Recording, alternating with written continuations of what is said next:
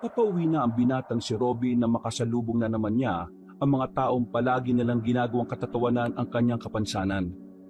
Gusto niya sanang iwasan na lamang ang mga yon, ang kaso nga lang tila walang balak ang grupo ni Dorobo na tantanan siya. Hindi niya alam kung bakit siya laging pinagdidiskitahan. Tingnan niyo nga naman oh, nandito na naman yung kulang-kulang. Wala naman akong ginagawa sa inyo, mga tol. Huwag niyo nga akong guluhin. At talaga naman sumasagot pa ah. Nasaan na ba kasi yung kaputol ng braso mo? Pinahiram mo ba? Hindi niya pinahiram. Baka isinanla niya para makabili siya ng bagong braso. Baliw! Eh di ang tanga niya naman nun. Pinutol niya braso niya para bumili ng bago. Buwang yata yan eh. Ikaw ang buwang. Yung dati niya kasing braso, bulok na. Kailangan ng palitan. Bakit niyo ba ginagawang katatawa ng tuong kapansanan ko? Ano bang kasalanan ko sa inyo? Wala naman. Ang sarap mo kasing asarin eh. Oh, bakit? Bakit ganyan ka makatingin sa akin ha? Kapalag ka na ba? Palibasa kasi. Puro na lang kalokohan at gulo ang gusto niyo. Eh kaya kahit yung mga wala namang kasalanan sa inyo, pinagtritripan niyo eh. Sa halip na nangahama kayo ng iba, bakit hindi na lang kayo magbasa-basa ng libro? Para may matutunan din kayo, mga tol. Adagoy! Sinasagot ka na, pre, oh! Aba, matapang ka na ha? Makakapalag ka na ba? Kaya mo na bang sumutok gamit 2 kamay?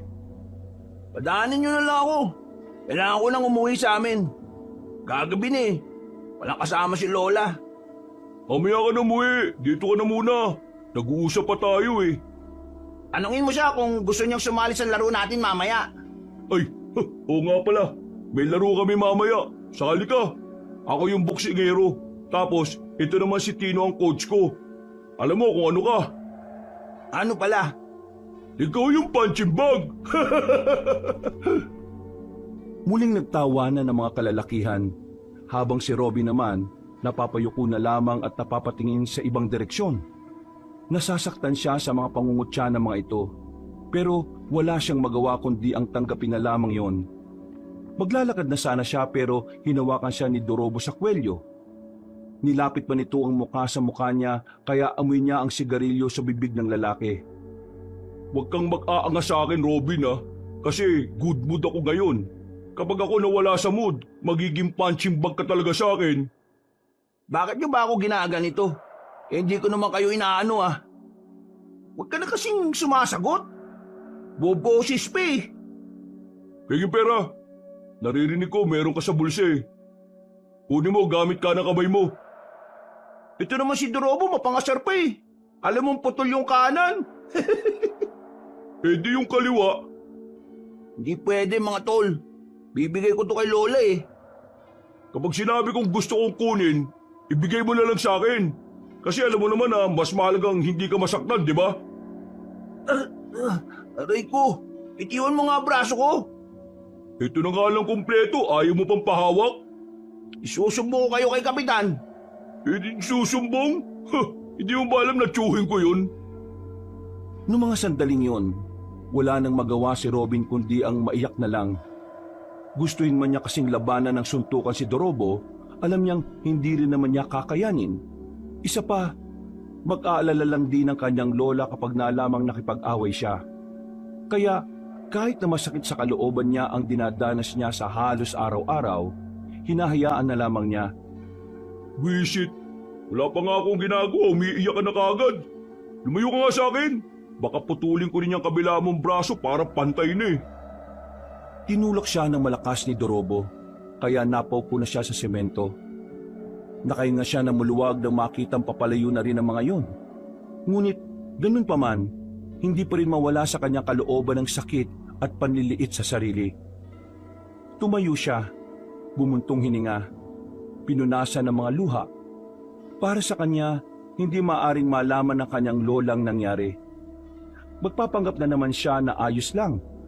Itatago na naman niya ang tunay na dinanas. Naglakad na lamang ang binata papunta sa kanila. Pagdating niya roon, sumilay ang kanyang peking ngiti. Naabutan niya ang kanyang lola na abalang naglalaga ng mais. Ah, andiyan ka na pala. Bakit naman ang tagal mo? Ano ba nangyari sa'yo? Inaway ka na naman ba ng mga loko-lokong yon? Hindi pula. Ako, magpapapi sa kanila. Baka sinipa ako pa sila. Buti naman at lumalabang ka. Alam mo kasi, Apo, sa mundong ito, ang mga kagaya mo madalas talagang gawing katatawanan ng mga ignoranting tao. Kaya dapat, kapag nangyari sa iyo yon, kaya mong ipagtanggol ang sarili mo. La, hindi mo na ako kailangan paalalahanan. Kayang-kaya ko ng sarili ko. Ang intindihin mo, ikaw, kasi matanda ka na. Aba, loko-loko ka.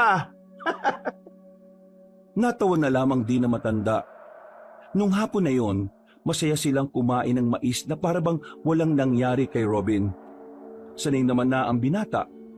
Kung minsan nga ay mas malala pa ang dinaranas niya mula sa ibang tao. Pero hindi pa rin niya sinasabi sa kanyang lola. Makalipas ang ilang araw, mas lalong nagsipag ang binatang si Robin. Hindi naging hadlang ang pagkaputol ng kanang braso niya para magsumikap sa buhay. Sa katunayan, kung ano-anong trabaho na nga ang kanyang pinapasok. At ngayon, siya ay nagtatrabaho sa isang paniderya na malapit lang din naman sa kanilang baryo. Ang paniderya na pagmamay-ari ng isang kano. Hey, what happened to your face, Robin? My face, sir? No happen. It's just normal. Don't lie to me. I'm not blind. Tell me, are you being bullied again? Konti lang, sir. Little, sir. Why don't you fight them back?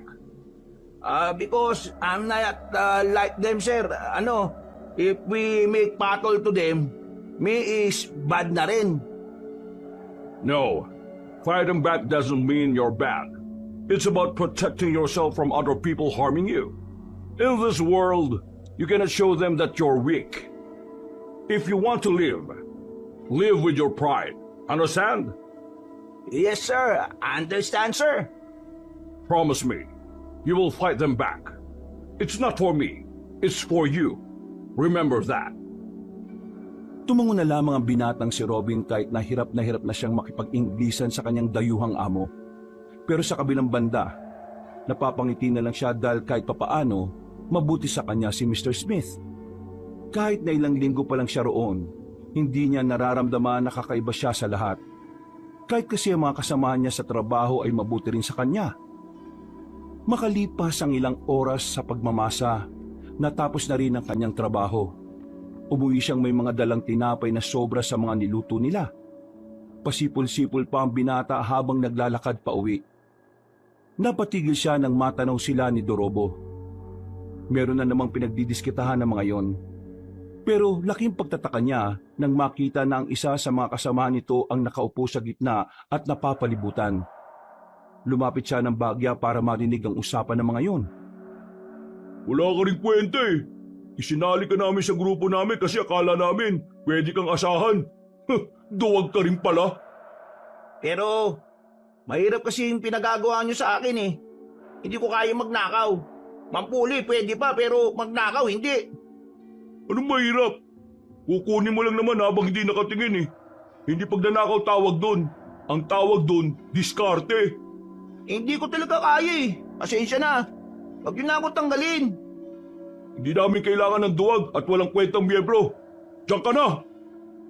Sinipa pa ni Dorobo ang binatang si Tino. Sumubsob pa ito sa lupa at saka naglakad paalis. Naiwan si Tino doon. Sinamantala na ni Robin ang pagkakataon na lapitan ito. Nagmamadaling tumayo si Tino nang bigla siyang lumitaw. Tila umaating maangas at siga. Hoy! Anong tinitingin-tingin mo? Papalag ka ba? Hindi mo na kailangan magpanggap sa harapan ko. Ayos lang naman sa akin na hindi ka siga, tol. Walang kaso. Pinagsasabi mo. Bigkusan kaya kita dyan. Nakita ko nangyari. Nakita ko kung paano kanila saktan. Alam kong sumali ka lang sa kanila para magpanggap na maangas. Magawa ka ba ng kwento? Lubayin mo nga ako bago pa kita masuntok. Hindi may tatago ng mata ang katotohanan. Tinan mo, malapit ka lang umiyak oh. Nung malapit nang umiyak, nasisiraan ka na yata ng bait eh. Sige na, tol. Umiyak ka na. Di naman kita huhusgahan eh. Di ako iiyak, no? Di ako kagaya mo na mahina. Sus, kunwari ka pa. Nangingilid na luha mo, tol. Umiyak ka na. Mas maganda nang nailalabas ang sama ng loob mo. Maya-maya lang, bigla na lang umiyak ang lalaking si Tino. Para itong bata na inagawa ng candy. Ang lakas ng iyak at ang ibang napapadaan ay napapatingin na rin sa kanila. Kaya kahit hindi naman gaano kilala ni Robin ang binatang si Tino, hinila niya yun paalis sa lugar na yun. Nakarating sila sa isang iskinita na walang gaanong dumaraan. O yan, diyan ka umiyak, tol. Walang makakakita sa'yo. Nina, tapos na ako umiyak. Yun na yun. Bakit? Ano bang gusto mo? Hanggang bukas? Ngayon naman, sabihin mo sa akin, tol. Bakit ka ba sumali sa kanila? Eh mukha namang hindi ka kagaya nila eh. Bakit ko naman sasabihin sa'yo? Tropa ba kita? Tropa? Ang pangit pakinggan. Kaibigan. Ano? Ako si Robin. Handang makipagkaibigan sa'yo, tol. Bakit ako makikipagkaibigan sa'yo? Dahil pareho tayong biktima ng kasamaan ni Dorobo. Di ako nakikipagkaibigan sa saan?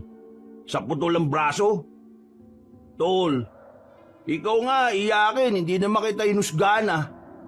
Oy, huwag mong ipagsasabi sa iba na umiyak ako ah. Kung makikipagkaibigan ka sa akin, o bakit? Gusto mo akong maging kaibigan? Eh kasi wala akong kaibigan, tol eh. At kapag pumayag ka, ikaw ang una. Sigurado ka ba? Wala kang kaibigan kahit na isa? Wala nga. Lahat ng nakilala ko, pinagdidiskitaan lang nila ako eh. Mahirap makipagkaibigan kapag may kulang sa'yo. Kasi, yun ang lagi na napapansin nila. O ano, makikipagkaibigan ka ba sa akin o hindi? Kapag nakipagkaibigan ako sa'yo, ano naman mangyayari? Malamang, magkaibigan na tayo. At kung anong sikreto mo, sasabihin mo na sa akin. Ganun din naman ako sa'yo, tol. Biglang nanahimik si Tino. Bumuntong hininga siya at tumingin sa malayo. Naging kagaya mo rin ako sa dati naming tinitiran. Pinagdidiskitan nila ako. Sa hindi ko maalamang dahilan eh. Ngayon, lumipat kami dito sa baryo na to. Nakita ko sila Dorobo.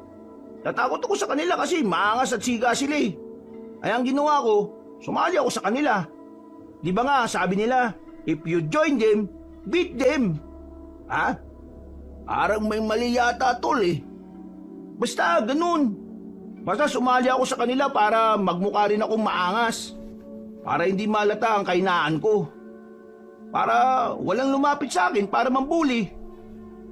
Pero hindi ko nakala na kahit anong gawin ko, lalabas at lalabas pa rin ang pagiging mahina ko. Hindi ko sila kayang sabayan. Kasi tol, hindi ka naman kagaya nila. Hindi ka masamang tao. Kaya kahit anong gawin mo talaga, lalabas yung totoong ikaw. Alam mo, ako, mula pagkabata ko, danas ko na yung pangungutya. Itong putol kong braso, ito palaging usapan ng mga kalaro ko dati. Pati nga rin yung mga magulang nila, ginagawa rin akong katatawanan. Halos araw-araw. Walang araw na hindi ako makakarinig ng panglalait. Madalas din ako mabuli, mabugbog, masaktan at kung ano-ano pa. Pero alam mo kung anong ginawa ko? Ano? Pinakita ko lang talaga kung sino ako. Tinanggap ko kung ano ako. Kung nakikita nila kahinaan ko, sige lang. Kung gagamitin nila ang kahinaan ko, bahala sila.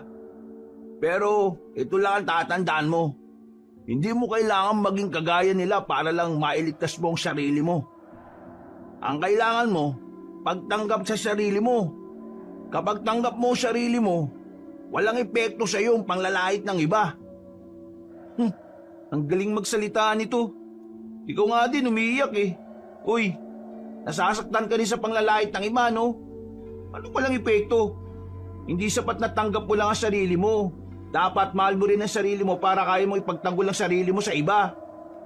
Alam mo, yung mga sinabi natin, yan yung mga bagay na di natin magawa. Bakit kaya hindi na lang natin gawin ng sabay? Gawin ng sabay? Inilahad ni Robin ang kanyang kamay, tanda ng kanyang pakikipagkaibigan. Hindi rin naman nagdalawang isip ang binatang si Tino. Nakipagkamay na rin ito kay Robin. Napangiti ang dalawa. Ang hapon na yon ang naging simula ng kanilang pagkakaibigan. Tuluyan nang iniwan ni Tino ang barkadahan niya kina Dorobo. Sa paglipas ng mga araw, palagi nang magkasama ang dalawa. Kung nasa ng isa, naroon din ang isa. Sa katunayan, nagkaroon ng interes si Tino na pumasok din sa paniderya. Kaya hindi naman nagdalawang isip si Robin na ilapit si Tino sa kanyang boss. Mr. Smith, this is Tino, my new friend. Tino, like the paninderya, and Tino want to work here. If, may bakante, vacant. So you have a friend now. But last time I saw this face together with the bullies. And now he's your friend? Tino make a change to his life. He fake to be maangas. Yes, I once bully of him, but that's not the real me. I joined their group because I thought they can protect me. But unfortunately, they kick me out. And then now, every day I go out, they always bullying me because I choose to be me. A real me, not a bully. Ang bira naman, tol. Marunong ka naman palang mag-English eh. Mas naiintindihan pa nga yan ni Mr. Smith. Mahilig kasi ako magbasa-basa ng English na libro.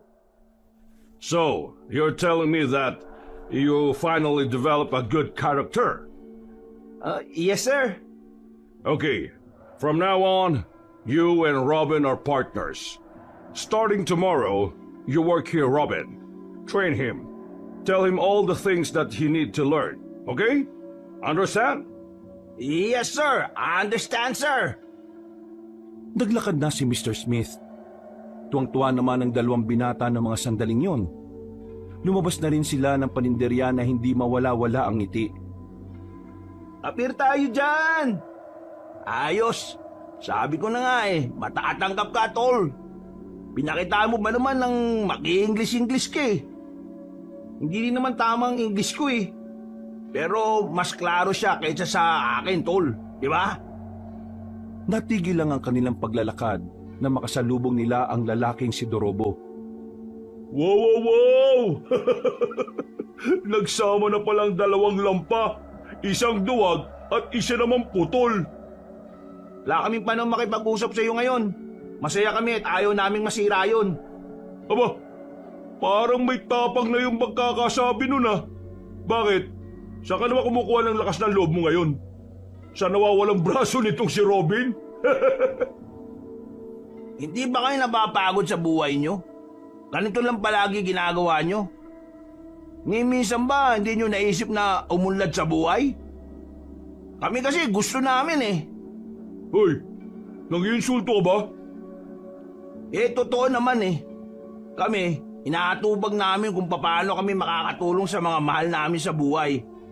Kayo, inaatubag nyo kung paano kayo makakapanglabang at makakasira ng buhay ng iba. Bah, tapang mo na pala ah. Hinablot ni Dorobo ang kanyang kwelyo. Isang suntok ang pinakawalan ng lalaki. Buti na lang ay natulak ni Tino ang lalaking barumbado kaya hindi tumama ang suntok. Gulat na gulat si Dorobo na nagawa yun ni Tino. Samantala, agad din naman bumawi si Robin. Naalala niya kasi ang sinasabi ni Mr. Smith at ng kanyang lola. Kahit kaliwang braso na lamang ang meron siya, dali-dali siyang lumapit kay Dorobo at saka sinapak yun sa panga. Mahilo-hilo si Dorobo sa kanyang ginawa. Hindi makapaniwala si Tino sa kanyang ginawa. Nang makita nilang nakarecover agad si Dorobo, hindi na nagkatubili si Robin at Tino na tumakbo. Karipas ang kanilang ginawa. Hindi sila agad nahabol nila Dorobo dahil bahagya pa itong nahihilo. Habang tumatakbo, tawa sila ng tawa. Unang beses lang kasi nilang nakita na parang muntikan ng tumaob ang barumbadong lalaki. Nagtago sila sa gilid ng poste para makapagpahinga. nakita nilang tumatakbo sila Dorobo patungo sa ibang direksyon, kaya nakampante na sila. Pagtingin nila sa gilid, meron silang nakitang isang lalaki sa kabilang banda ng daan. Naglalaway, nanlilisik ang mga mata. Sa kaliwang kamay nito ay hawak nitong manok na wala ng buhay. Umaagos ang sariwang dugo papunta sa lapag. Nang mapatingin yun sa kanila, nagmamadali ang lalaki na makaalis. Uy, Gagi, ano yun? Hindi ko alam, tol. Pero inahin niya yata yung manok ng hilaw eh. Pre, naisip mo ba yung naisip ko? Hindi, tol. Bakit? Alam bang naiisip mo? Hindi kaya aswang yung lalaking yun? Ha? Aswang? Kailan pa nagkaroon ng aswang dito sa atin, tol? Mali mo naman, di ba? Eh ano yung nakita natin? Tara, sundan natin, tol. O sige, tara. Natunang atensyon ng dalawang binata sa misteryosong lalaki na nakita nila. Sinundan nila ang patak ng dugo sa lapag. Pero pagdating nila sa bandang dulo, wala na silang nakita pang bakas. Saan na naman kaya nagpunta yung isang yun? Eh kung bumalik na kaya tayo, kung totoong aswang yun, eh di delikado tayo. Kaya nga eh, tara na. Mabilis nilang nilisan ang lugar na yon. Kaya naman, hindi na rin nila nakita pa ang grupo ni Dorobo. Kaya dali-dali na silang umuwi sa kanilang bahay. Pagdating ni Robin sa bahay nila, ay saktong naroon si Mr. Smith sa hindi niya malamang dahilan. Oh, you're here, Mr. Smith. Are you looking to me? Oh, yeah. I'm here just for you. What I need to do, is there a problem? Nothing. I'm just checking if you're okay. I'll go ahead. Nagmamadali si Mr. Smith na parang nahihiya. Napapakamot na lang sa ulo ang binatang si Robin. Akala niya ay may nasabi siyang hindi maganda. Wala, ang problema ni boss. Bakit siya nagpunta rito? Kagaya nga na sinabi niya, inaalam niya lang kung nasa maayos kang kalagayan. Alam mo naman yon, maalalahanin sa mga tao niya. Ah, ganun ba? Eh bakit ganyan ang ngiti mo? Ha? Alin ngiti? Ikaw la, may hindi ka yata sinasabi sa akin ha? Ano ka ba? Huwag ka nga mag-isip ng kung ano dyan. Magkaibigan lang kami ni Mr. Smith. Wow, wala naman akong sinasabi ha. Bakit yan agad na sinasabi mo? Ay naku, mabuti pa, kumain ka na lang. Dumidiskarte ka no? Ha, ayos lang yan la. Wala namang asawa si Mr. Smith eh. At mabait naman siya. Hoy, tumigil ka nga. Para kang siraulo sa sinasabi mo ha. Natatawa na lamang si Robin noong mga sandaling yon. Pero nawala ang kanyang ngiti nang maalala ang ginawa kay Dorobo. Batid niya na sa mga susunod na araw ay lilit ang kanyang mundo. Kilala niya ang lalaking yon na hindi titigil hanggat hindi nakakaganti. Sa mga sandaling ito, habang nakatingin siya sa kisame, tila ba nagsisisi siya kung bakit niya sinuntok ang panga ni Dorobo. Pero wala naman na siyang magagawa. Kailangan niyang harapin ang mga mangyayari. Lumipas pa ang mga araw at matagumpay niyang naiiwasan ang presensya ni Dorobo. Ganon din naman ang kanyang kaibigan na si Tino. Kahit na papaano, hindi sila napapasangkot sa kahit na anong gulo. Hindi rin kasi sila pinababayaan ni Mr. Smith. Habang inaabangan sila ni Dorobo, pinahatid naman sila ng matandang kano. Kahit kasi may edad na, talagang matipuno pa rin ang katawan ni Mr. Smith. Makikita na alagang-alaga nito ang katawan. Tol, bilisan natin maglakad. Baka mamaya sinusundan na naman tayo ng mga loko. Sayang nga kasi, hindi tayo natin ni Mr. Smith. May lakad yun ngayong hapon eh. Bahala na muna tayo sa sarili natin. Gagi, yun na sila oh.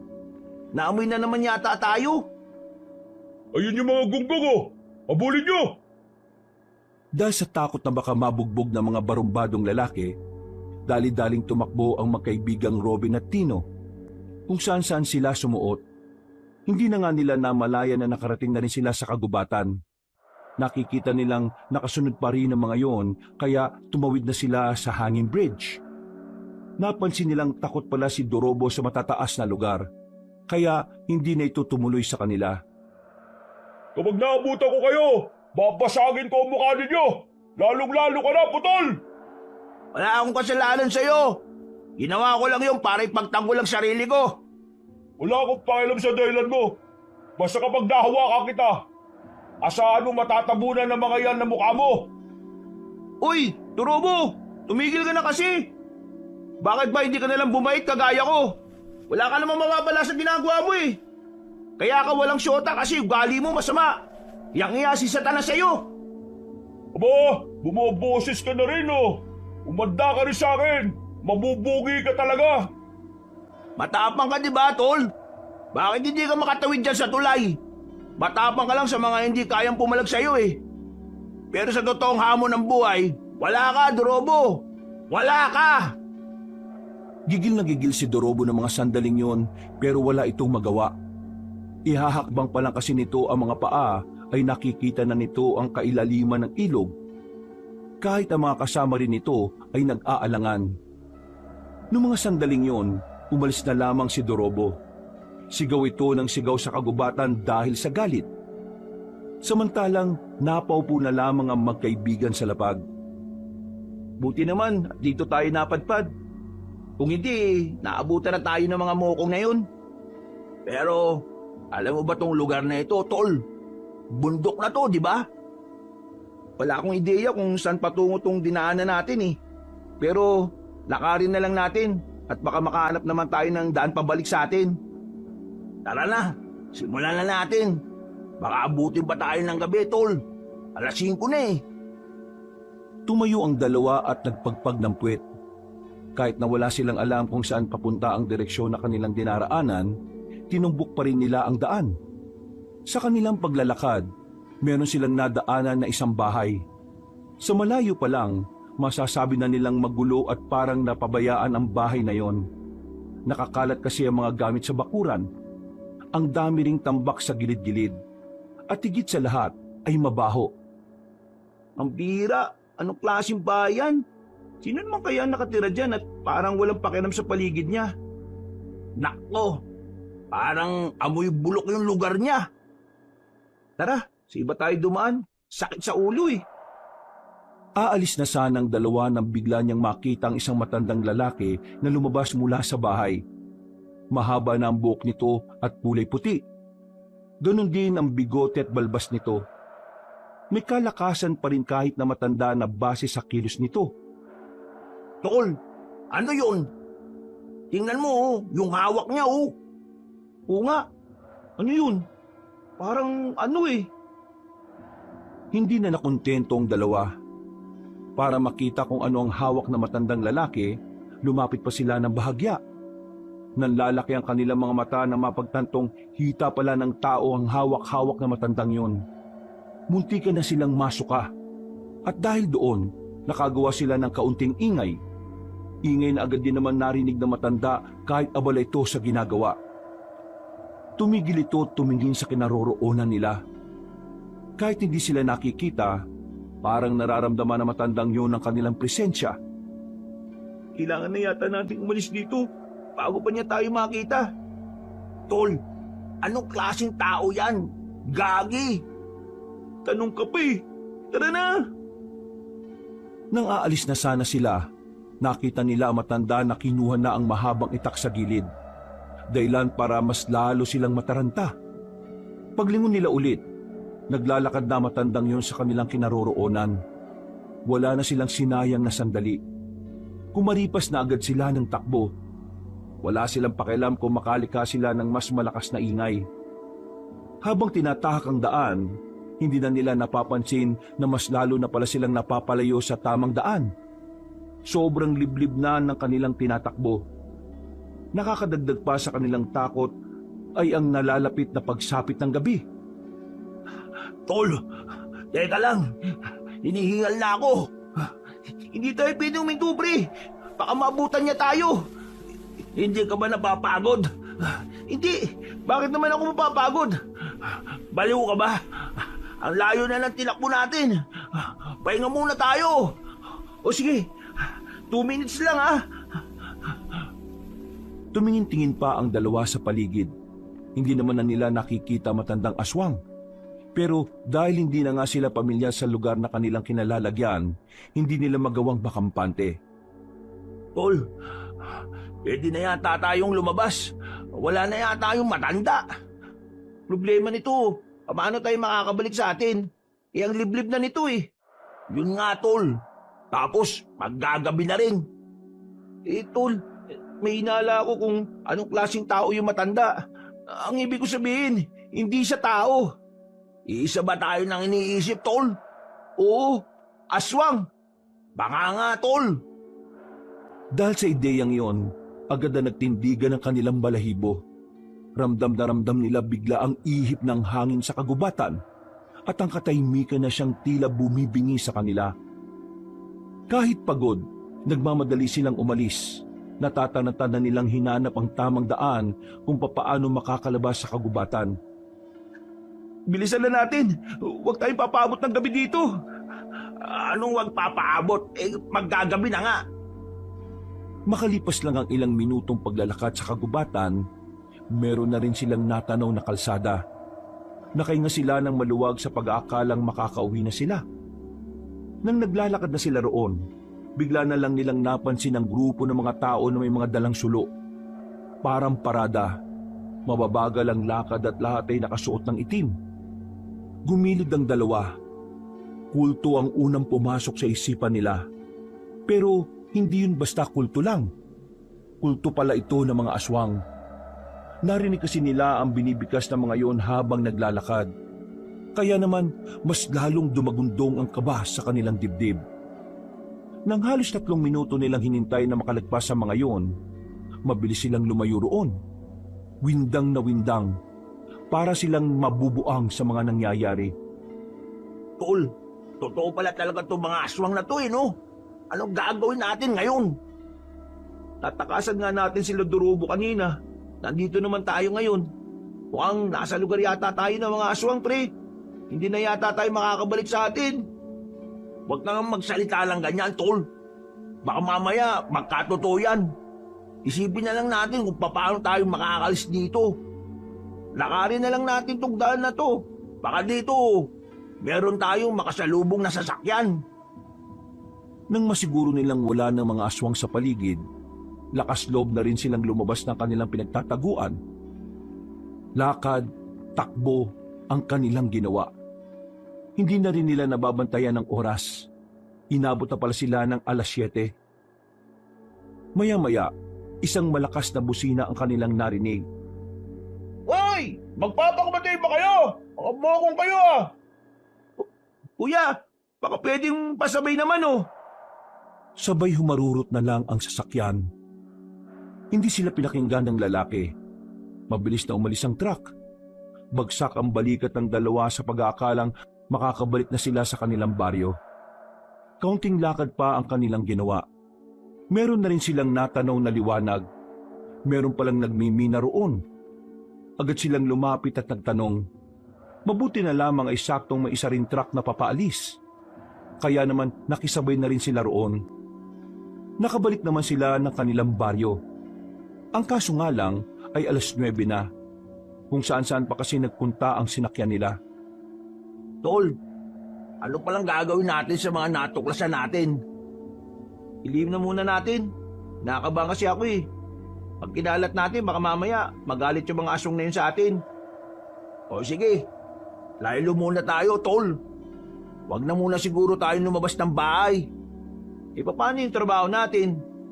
Ang ibig kong sabihin, saka lang tayo lalabas kapag papasok ng bahay. Pero kung wala tayong gagawin sa labas, huwag na tayo lumabas. Sige, tol. Oh, ingat ka ah. Baka makasalubong mo yung mga kumag ah. Mabilis naman akong tumakbo eh. At 2 naman ang kamay ko para makipagsuntukan. Hoy, tol! Nangasar ka ba? Joke lang naman. O sige na, uwi na ako.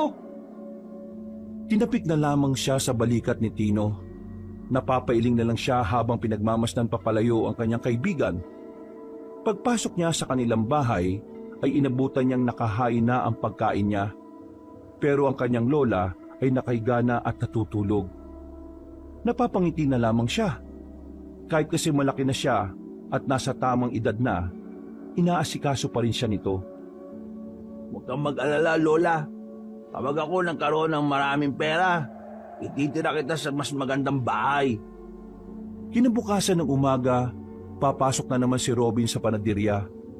Panibagong kaba na naman dahil iniisip niyang baka makasalubong na naman niya si Dorobo at ang grupo nito. Hindi na naman siya natatakot kung makikipagsuntukan siya. Umiiwas lang talaga siya sa gulo dahil ayaw niyang bigyan ng problema ang kanyang lola. Dinala mo na ba yung baon mo? Naipasok mo na ba? Ay, opo, Lola. Nandito na po sa loob. Ipinasok ko na po. Marami pong salamat, La. Mukhang mabait ka yata ngayon. Ano ka ba, La? Lagi naman po akong mabait eh. Ay, oo na. Sige na, umalis ka na. At baka mapagalita ka pa ni Mr. Smith. Matapos yumakap sandali sa matandang babae, ay agad na rin siyang naglakad palayo. Kagaya ng laging ginagawa, ay dadaanan niya muna si Tino para sabay silang pumasok sa trabaho. Pagpunta niya kina Tino, ilang bahay lang ang agwat ay nakita niyang may mga nagkukumpulang tao. Tol, anong meron doon? Hindi ko rin alam eh. Tingnan natin. Madadaanan naman natin eh. Tara, anong oras na rin oh? Paglapit nilang dalawa sa mga nagkukumpulang tao, nakita nilang isang lalaking nakahandusay sa harap ng bahay. Sa gilid nito ay merong umiiyak na babae, mukhang asawa. Nang tingnan nila ang mukha ng lalaki, nalaman nila yun ang lalaking nakita nila na may dalang patay na manok. Ang lalaking pinaghihinalaan nilang aswang. Ayon sa kanilang narinig, meron daw isang matandang lalaki naman na pumaslang sa biktima. Bigla na lang daw tinaga ng mahabang itak. Napansin pa ni Robin ang mahabang kuko ng lalaki. Parang hindi na normal ang haba nito. Kaya naman isang ideya ang pumasok sa utak ni Robin. Sino kaya yung pumatay dun? Baka yung inagnakawan niya ng manok? Di ba, pinaghihinalaan natin na aswang yung lalaking yun? Pero, Tol, may naisip akong dahilan kaya siya pinatay. Dahil lang ano? Hindi kaya may bumira sa kanya kasi alam na aswang siya. Kasi di ba, Tol, kagaya nung sa comics na nabasa natin, yung albularyo ang pumapaslang ng mga masasamang nilalang. O nga no, baka nga ganun na nangyari. Ibig sabihin, may tao talagang tumutugis sa mga aswang. Kung ganun, Tol, hindi pala natin kailangan mabahala. Meron naman palang pumapatay ng aswang eh. Ang tanong, sino? Napapailing na lamang ang binatang si Robin.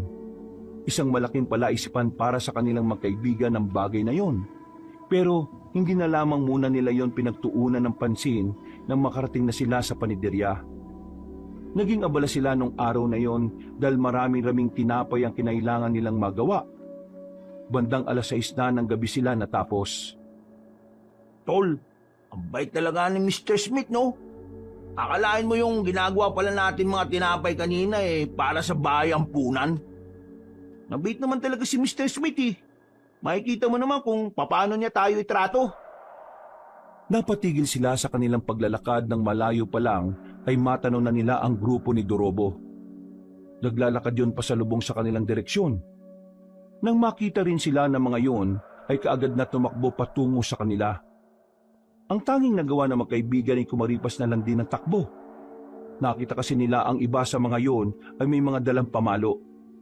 Pero sa kasamaang palad, hindi umayon sa kanila ang panahon sa mga puntong yon. Pagliko nila sa isang iskinita, nakasalubong naman nila ang iba pang kasama nila Dorobo. Tatakbo na sana sila sa kabilang daan pero nakaapak si Robin ng bote. Natumba siya dahil doon at nasugatan ng paa. Tol, mauna ka na! Bilisan mo! Hindi pwede! Paano ka? Dalawa tayong mabubugbog kapag hindi ka umalis. Dali na, Tol! Alis na! Sumbo ka sa barangay! Bilis! Bago makalapit sila Dorobo ay agad-agad na rin tumakbo si Tino. Sinubukan naman ni Robin na makabangon pero dahil sa sakit ng kanyang paa hindi na niya magawa pang makapaglakad ng maayos. Ano? Kala mo matatakasan mo ako ngayon, ha? Di ako natatakot sa'yo. Kung suntukan ang gusto mo, papalagang kita. Huh, nagpapatawa ka ba? Isa nga lang ang kamay mo, gusto mo pa akong palagan? Ano, saan ka aasa? Sa'yo mo lang naman nanalo ka sa akin? Bakit hindi natin subukan? Tayong dalawa lang, walang makikialam. Nagtawanan sila Dorobo, habang si Robin naman ay nanatiling matapang. Pinipilit niyang hindi magmukhang mahina sa harapan ng mga kaaway niya. Maya-maya lang, bigla nang lumapit sa kanya si Dorobo. Susuntukin niya sana yon, pero nakailag ang lalaki. Huh, akala mo makakaisa ka ulit, ha? Hindi mo na mauulit yon, putol! Isang solidong suntok ang tinanggap ni Robin mula kay Dorobo. Sa lakas ng suntok nito ay kaagad siyang nawala ng malay. Hindi na niya alam ang mga nangyari matapos noon. Paggising na lamang niya, nakagapos na siya sa puno ng bayabas. Nasa gitna na sila ng kagubatan. Sila Dorobo naman ay nakapalibot sa pinagsama-samang sanga na sinisilaban ng apoy. Buti naman at gising ka na ngayon. Nasaan ba ako? Nasaan? Nandito sa gubat. Sa lugar kung saan uli kang makikita sa mundong ito. Anong sinasabi mo? Alisin niyo na tali niyan. Kanino ko ba gustong lumpuhin ang isang yan, eh? Agad na inalis ang pagkakatali kay Robin. Kinuha ni Dorobo ang 2x2. Pinalo agad dito si Robin. Naisalag ni Robin ang kamay niya pero sa pangalawang palo, bumagsak na siya. Hilong-hilo. Nararamdaman na lamang niyang may umaagos ng dugo sa ulo niya. Hindi na siya nakapalag. Makahalong palo ng 2x2 ang tinamumula kay Dorobo. Noong mga sandaling yon, napagtanto ni Robin na ibang Dorobo ang naroon. Ang bersyon ni Dorobo na tila walang halaga rito ang buhay ng iba. Sinasabi ko naman sa iyo, eh. Ayoko nang tinatarantado ko sa harap ng mga tao. Bakit? Akala mo ba hanggang angas lang ako? Kaya-kaya kitang patayin, Robin. At ito ang gagawin ko ngayon. Lupaypay na si Robin. Hindi na niya maigalaw ang katawan niya. Pero naririnig pa rin niya ang mga sinasabi ni Dorobo. Habang nangyayari yon, napapaisip siya kung nanonood ba ang Diyos. Nagkaroon siya ng pagtataka na sa dami ng taong pwedeng makaranas ng ganon, bakit siya pa? Siya pa na wala namang ginagawang masama. Bago tuluyang pumikit ang kanyang mga mata, may naitanong pa siya sa Diyos. Anak din ba ang turing mo sa aming mga may kapansanan? Oo. Bakit ganito ang kapalaran namin? Tuluyan nang nawala ng malay si Robin. Ang unang pumasok sa utak ni Dorobo ay patay na ang binata. Sige na, buhatin niyo na yan. Itapon niyo na sa ilog. Dinala nila ang katawan ni Robin sa ilog at doon ay pinaanod.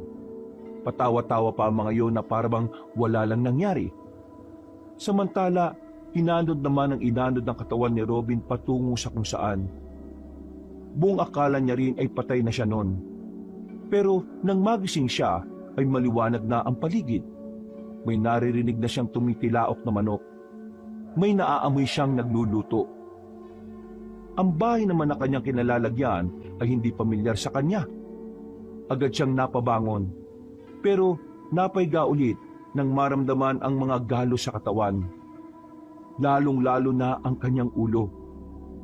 Dito na niya naalala ang mga nangyari. Nagsarado ang kanyang mga kamao nang maisip si Dorobo at ang ginawa nito sa kanya. Kumusta ang pakiramdam mo, iho? Sino ka? Yan talaga ang bungad mo matapos kitang sagipin at gamutin. Kayo ang nagligtas sa akin? Nakita kitang palutang-lutang sa ilog na yon, kaya kinuha kita. Marami kang galos. May sugat ka rin sa ulo. Hindi naman masama ang ugali ko kaya tinulungan na rin kita. Ano bang nangyari sa'yo? May mga grupo ng lalaki nagdala sa akin sa kagubatan at binuhat nila ako. Akala ko mamamatay na ako eh. Sa katunayan, hindi ko rin inakala na buhay ka pa. Sa layo ng pinagmulan mo, tinagos ka papunta rito. Imposible na mabuhay ka, lalo na't may mga sugat ka at bugbog ang katawan mo. Maswerte ka. May himala. Biglang napaisip si Robin. Naalala niya ang huling sinabi niya bago siya nawala ng malay. Nakaramdam siya ng konsensya dahil sa pagdududa niya sa Diyos. Tawagin mo na lang akong Mang Ekong. Bahay ko ang kinalalagyan mo. Bakit parang ikaw lang naman ang nakatira sa lugar na ito? Oo, ako nga lang. Teka. Hindi ka naman siguro aswang ano? Kung aswang ako, edi sana'y nakalaga ka na. At yung mga laman lobo ginawa ko ng sinigang o kaya sisig. Akala ko aswang ka eh. Akala ko rin doon sa mga lalaking sinasabi mo lang ikaw natatakot. Sa mga aswang din pala. Bakit? Nakakita ka na ba ng aswang? Mga aswang, oo. Nakakita na ako.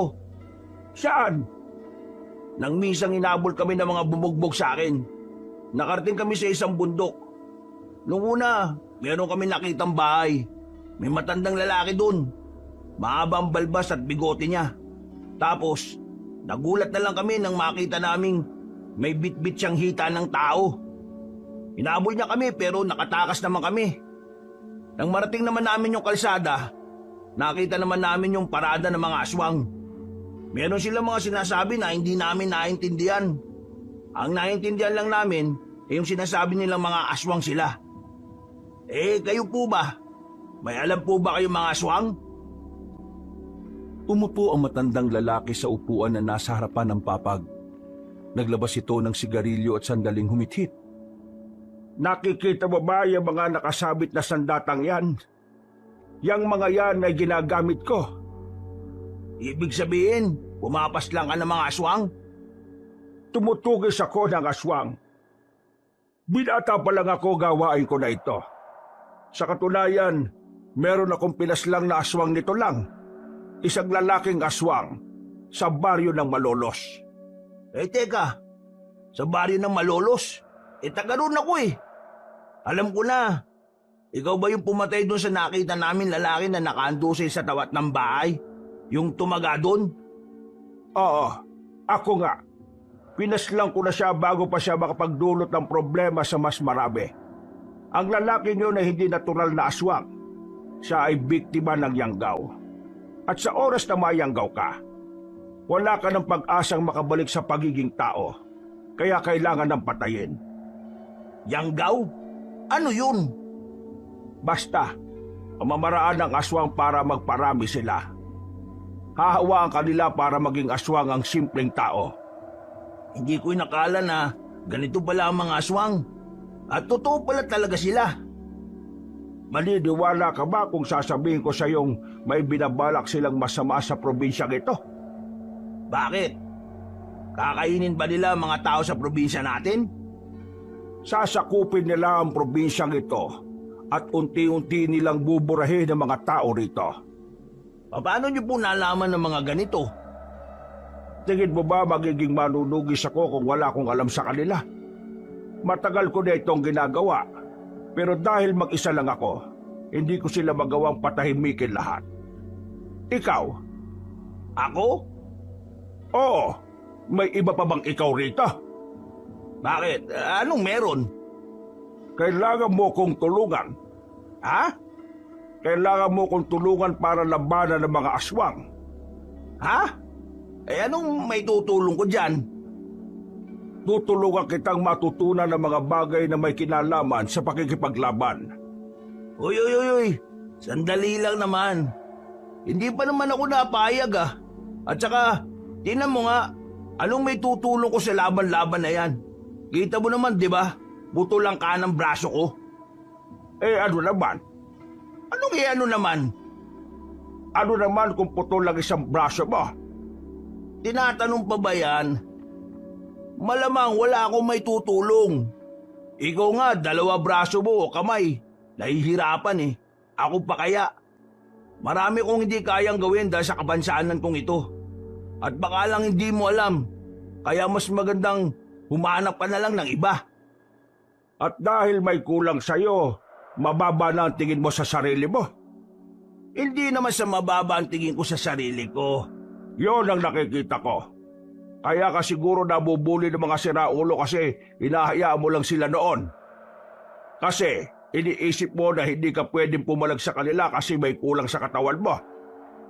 Alam mo, hindi naman nakapansanan mo ang problema kung bakit ka nanliliit eh. Kundi yung takbo ng utak mo ang dapat mong ayusin. Kasi kung ikaw mismo bababa ang tingin mo sa sarili mo, ano pa nga asahan mo sa iba? Kung ano ang trato mo sa sarili mo, ganon din ang trato nila sa iyo. Hindi na nakapagsalita si Robin.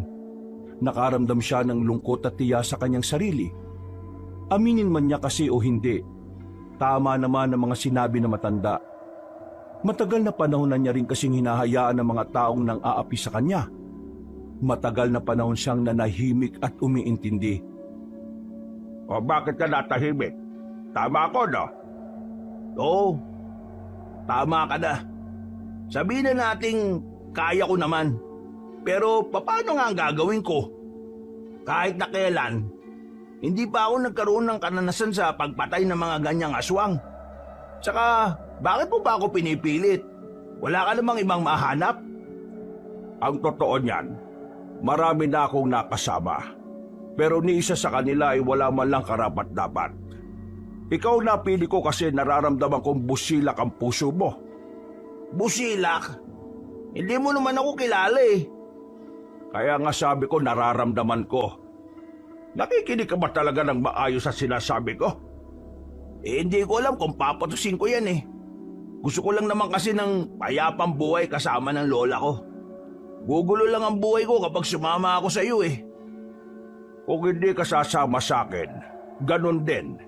Magiging magulo pa rin ang buhay mo at ang buhay ng lahat. Dahil nalalapit na ang kanilang paghahasik. Pero kung sasama ka sa akin, pwede natin silang mapigilan. Pwede nating mapabagal ang mga plano nila. Manong, pasensya na. Pero ang hirap din kasi magtiwala sa sinasabi mo kasi hindi naman kita kilala eh. Gusto mo bang malaman kung nagsasabi ako ng totoo? O gusto mo ring malaman kung talaga bang pumapas lang ako ng aswang? Tumayo ang matandang lalaki. May hinila itong baul galing sa ilalim ng papag. Kinuha nito ang isang espada roon. Hinagis ito kay Robin yon. Nasalo naman yon ng binata. Yan ang ginagamit ko sa tuwing lalabas ako. Ito mga nakasabit dito, minsan ko lang niyang gamitin. Ano naman ang meron dito? Pakiramdaman mo. Sabihin mo sa akin kung ano ang nararamdaman mo kapag hawak mo ang espadang yan. Ha? Wala naman. Aray! Anong masasabi mo? Anong meron dyan sa espada na yan? Bakit nakaramdam ako ng parang kuryente? Hindi ito pangkaraniwang espada. Ginagamit lang ito ng mga kagaya ko na kung tawagin ay antingero. Ang antingero ay ang taong gumagamit ng anting-anting. Ang anting-anting naman ay nakakapagbigay ng kakaibang lakas o kapangyarihan sa gumagamit nito at... Sandali. Sinasabi mo bang meron kang kapangyarihan? Sige nga, ipakita mo sa akin. Ang anting-anting ay hindi basta-basta ginagamit kung hindi naman kinakailangan. Wala ka naman pala eh. Baka gawa-gawa lang yan eh. Hindi pa ba sapat na paliwanag yung naramdaman mo sa espada? Bakit hindi mo ulit subukang hawakan? Hindi na nakapagsalita pa si Robin. Sa totoo lang, may parte na rin ng kanyang utak na tila naniniwala sa mga sinasabi ng matanda. Sadyang hindi niya lang talaga alam ang kanyang sasabihin. Bumuntong hininga na lamang ang matandang si Ekong. Napapailing ito. Pero kailangan mo na munang magpagaling. Gusto ko nang umuwi sa amin. Sige. Umuwi ka kung kaya mo. Kung kaya mo lang naman. Sandaling iginalaw ni Robin ang kanyang katawan. Pero kaunting galaw lang niya ay nararamdaman na niya agad ang kirot. Bagya pa rin siyang nahihilo. Sa puntong ito, alam niyang tila hindi agad siya makakabalik sa kanilang baryo. Naisip niya agad ng kanyang lola. Sigurado mag-aalala yon kapag hindi siya nakauwi. Sa ayaw at sa gusto mo, dito ka na muna. Gagamutin ko pa ang mga sugat mo. Kapag gumaling ka, ikaw na bahala magdesisyon kung sasama ka sa akin. Pero sana, pag-isipan mo ng maigi. Tumango na lamang si Robin. Mabilis na lumipas sa mga oras. Sumapit na ang kinagabihan. Binalikan siya ni Mang Ekong na may mga dala ng gamot na pamahid. Sobrang hapdi ng mga gamot na yon. Mayak-iyak siya sa sobrang sakit. Parang maiihi siya sa kirot. Tagaktak din ang kanyang pawis. Kailangan mo tisin ng update kung gusto mo talagang gumaling ka kagad. Ano bang ginagawa ko? Hindi ba nagtitiis na ako? Ay, mabuti naman. Teka, may tanong lang ako. Ano yon? Wala ka bang anak? Asawa? Pamilya? Biglang umiti na mapait si Mang Ekong. Hindi pa man ito nagsasalita, tila naramdaman agad ni Robin na hindi saya ang ibig sabihin ng ngiting yon. Bumuntong hininga si Mang Ekong. May kinuha itong pitaka. Inilabas ang dalawang larawan. Larawan ng isang batang babae at ng isang babae na maganda. Anak at asawa mo? Wala ka bang latest na picture nila? Ayan ang huling itsura nila nung huli ko silang makita. Matagal na silang wala. Maraming taon na rin ang nakalipas. Ay, pasensya na. Hindi ko alam eh. Wala ako nung gabi na yon. Umalis ako para sana bilhan ng masarap na pagkain ng anak namin dahil kaarawan niya. Pero na makabalik ako, naabutan ko na lang silang nakahandusay sa sahig. Duguan at wala ng buhay. Sabi ng isa kong pinsan na kasama nila na maswerteng nakaligtas. Inatake sila ng aswang. Nangyari yon dahil sa akin. Dahil sa pagiging manunugis at antigero ko. Kaya hanggang ngayon, hindi ko pa rin napapatawad ang sarili ko. Para bang hanggat hindi ko natatalo mga aswang, hindi matatahimik ang konsensya ko. Yung pala ang dahilan kung bakit mas pinagpatuloy mo ang pagiging manunugis. Yun lang din naman kasi ang natataging paraan para mabigyan ng hustisya ang kamatayan ng mag-ina ko. Wala ka namang kasalanan. Paano mo nasabi? Ako nga ang dahilan kung bakit sila namatay. Ang aswang ang may kasalanan ng lahat at hindi ikaw. Hindi man kita kilala. Pakiramdam ko, ikaw yung tipo ng ama at asawa na gagawin ng lahat para sa pamilya. Siguro nung gabing yun, hindi lang umayon ng panahon para sa'yo. Pero hindi ibig sabihin nun na ikaw ang may kasalanan. Madali lang sigurong sabihin yan para sa'yo kasi hindi naman ikaw ang nakakaramdam. Siguro. Baka nga nasabi ko lang to kasi hindi ko alam ang pakiramdam. Pero para sa akin, wala kang ginawang mali at wala kang kasalanan. Ngumiti na lamang ang matandang si Ekong. Ganon din naman si Robin. Nung gabing yun, pakiramdam ni Robin ay matagal na niyang nakita ang ngiting yun. Pakiramdam niya ay matagal na niyang kilala si Mang Ekong. Dahilan para unti-unti siyang maging komportable. Gumaan ang kanyang pakiramdam. Kinaumagahan, paggising ni Robin, nagtataka siya dahil nagagalo na niya ang katawan niya. Isang araw lang, unti-unti na agad naghilom ang iba niyang mga sugat. Kakaunting kirot na lang din ang nararamdaman niya sa kanyang ulo. Bumangon siya. Nakita niya si Mang Ekong sa labas na naglalaga na ng karne. Sandaling tinapon ng matanda ang sigarilyo nito nang makita siyang nasa pinto. Kaya mo nang tumaya. Pwede ka na palang makauwi.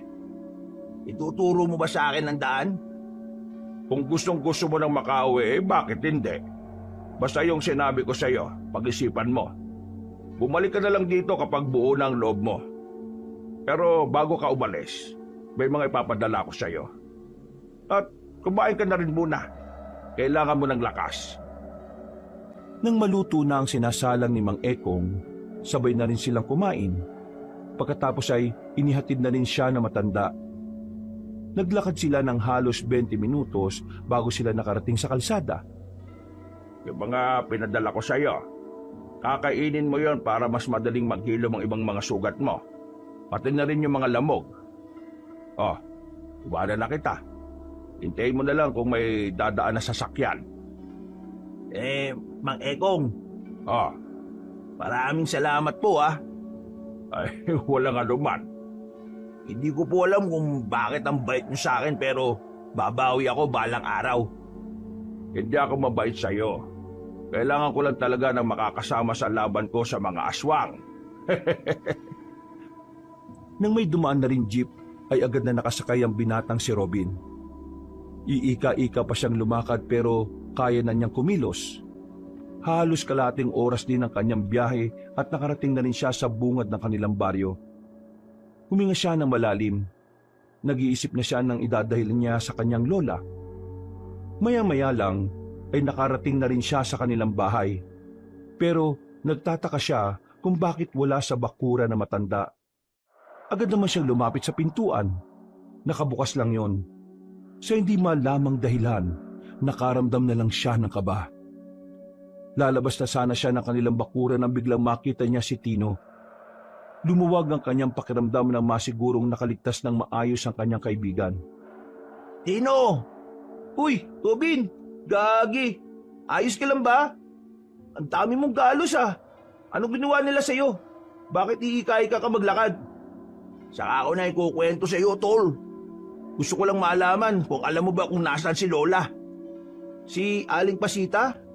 Oh, bakit? Nasa ospital si Aling Pasita kagabi pa. Ha? Anong nangyari sa kanya, tol? Pre, baka mabibigla. Kasama si Lola Pasita sa inatake ng aswang. Papunta kasi siya sa istasyon ng pulis kagabi para humingi ng tulong dahil nga hindi ka umuwi. Bigla silang inatake ng aswang Lahat ng nakakasabay nilang maglakad, nakadamay din. Basta, marami silang nasugatan. Sige tol, samahan mo ko. Mabilis silang pumara ng tricycle. Hindi pa man nakakapagpahinga sa mga nangyari sa sarili niya, kagad na rin silang nagtungo sa ospital. Pinuntahan nila ang silid na matanda. Inabutan nila yung natutulog. Ang sabi sa kanila ng doktor ay stable na ang kalagayan ng matanda. Nakahinga naman ng maluwag si Robin. Napaupo na lang siya sa gilid kasama si Tino. Bakit biglang nagkaroon ng aswang dito sa atin, tol? Hindi ko rin alam Basta bigla na lang daw lumitaw. Merong isa na nakuha sa kanila. Hanggang ngayon, hindi pa rin natatagpuan. Wala nang balita kung ano na nangyari. Mukhang nakakatotoo na nga yung sinasabi ni Mang Ekong Sinong Mang Ekong? Basta, tol. O isa ka pupunta. Hahanap ako ng pera para mabayaran lahat ng mga bayarin dito sa ospital. Bayad na to. Sinagot na ni kapitan natin ang lahat ng gastusin.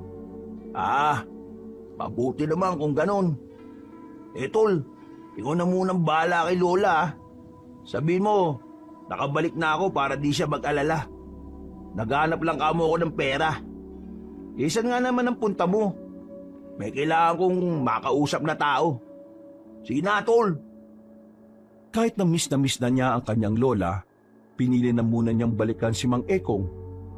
Napagtanto niya kasing mas mainam nang tanggapin niya ang alok nito nang sa ganun ay magkaroon din siya ng kakayahan na protektahan ng kanyang lola. Bakit nandito ka na kagad? Mang Ekong, nakapag-desisyon na po ko. Asama mo na ba ako? Opo.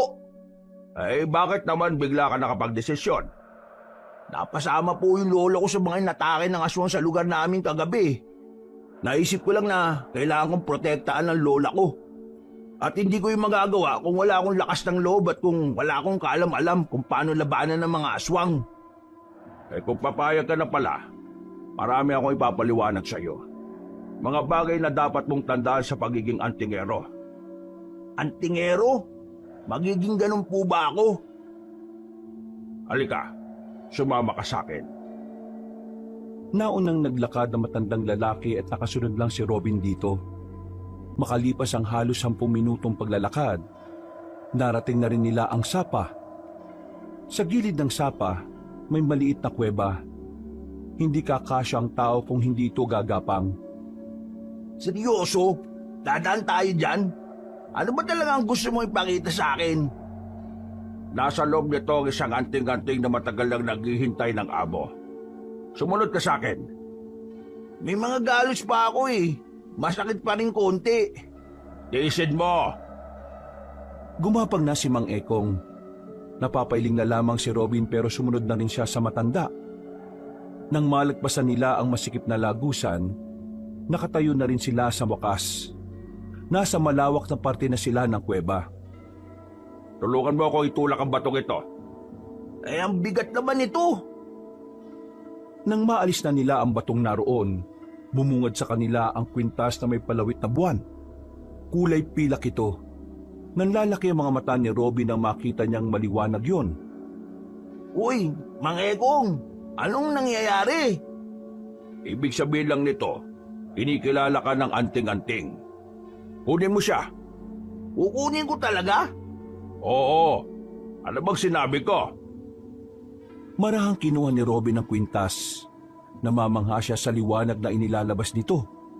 Maya-maya lang ay meron na rin siyang naramdaman na parabang may dumadaloy sa braso niya patungo sa buong katawan. Uy, anong nangyayari sa akin? Kagaya nga ng sinasabi ko, kinikilala ka ng anting-anting. Ibig sabihin lang nito, ikaw ang bagong tagapangalaga niyan. Bagong tagapangalaga? Ibig sabihin may dati? Oo. Ang kaso nga lang, nawala sa wisyo ang taong yon. Nalulong sa sugal at napabayanan niya ang anting-anting na to. Kaya naman, ikaw ang pinipili niya dahil sa pagiging bukal ng puso mo. Paano ko naman to gagamitin? Susot ko lang? Ako na lang bahala magturo sa'yo. Papakinggan mo lang ang lahat ng sinasabi ko. Matapos makuha ang anting-anting na yon, ay agad na rin silang umalis doon. Hanggang sa makarating sila sa bahay ni Mang Ekong ay di pa rin siya makapaniwala sa nakikita niyang liwanag. Maya-maya lang ay sinimulan na rin nila ang pag-aaral tungkol sa mga bagay na dapat niyang malaman. Makakapal na libro ang nilabas ni Mang Ekong. Napapakamot na lamang ng ulo si Robin. Narito sa mga librong ito ang mga dapat mong matutunan. Binasa ni Robin ang lahat ng mga nakasulat sa libro. Ilang araw siyang nagpabalik-balik sa bahay ni Mang Ekong para lamang matutunan ng lahat. Hindi nagiging madali para sa kanya na kabisaduhin ang lahat ng mga nabasa niya. Pero kahit na papaano, nagkaroon siya ng progreso. Sa mga sumunod na araw, ang sinasanay naman ni Robin ay kung paano gamitin ng maayos ang anting-anting.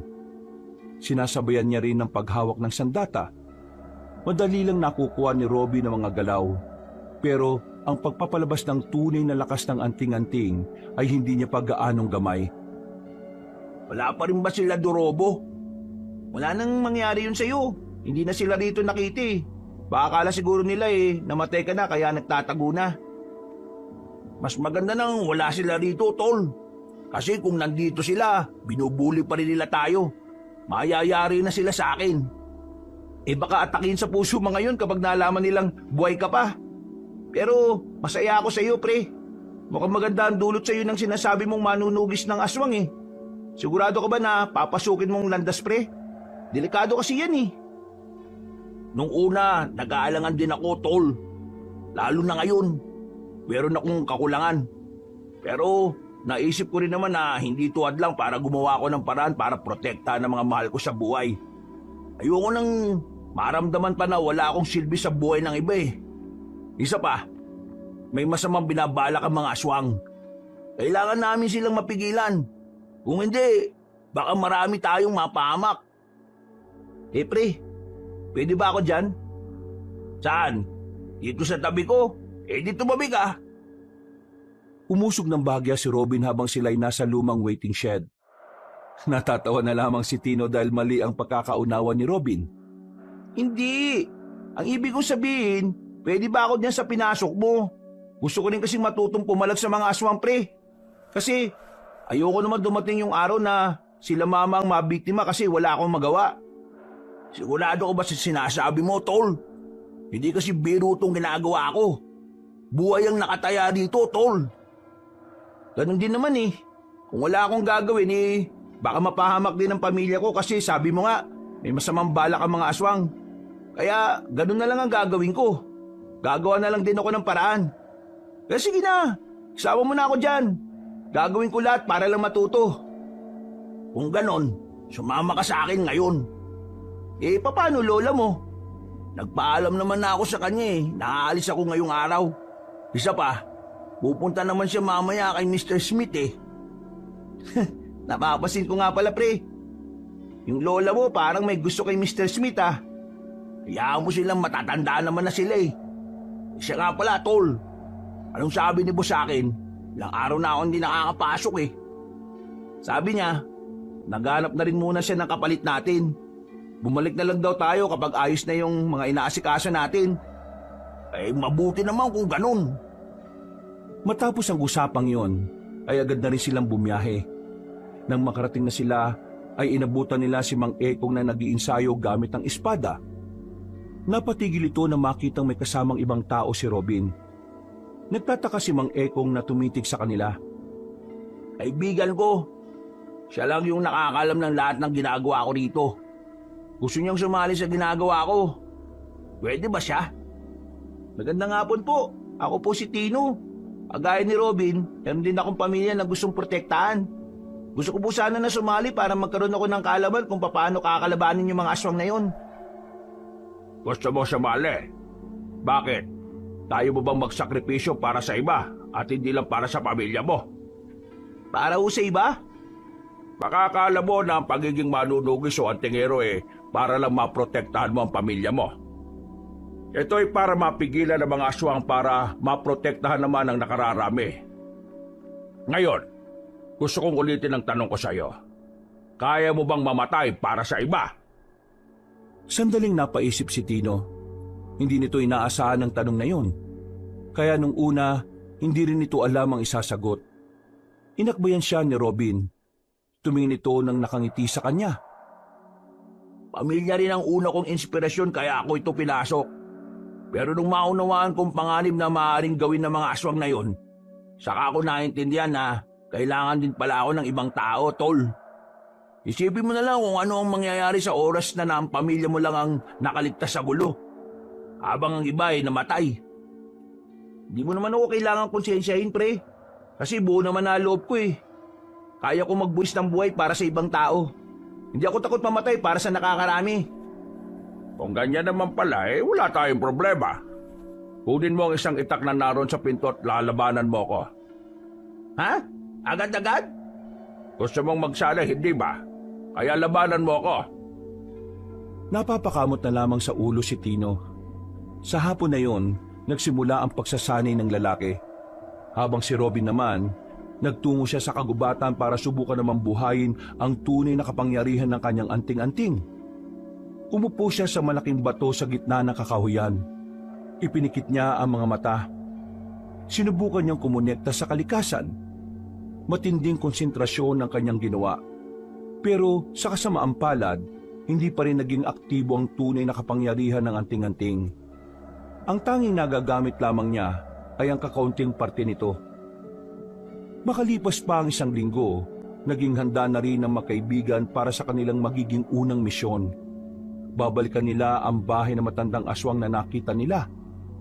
Dakong 9:00 ng gabi, umalis na sila sa bahay ni Mang Ekong. Mang Ekong, gaano nyo na po katagal ginagawa tong pagtugis sa mga aswang?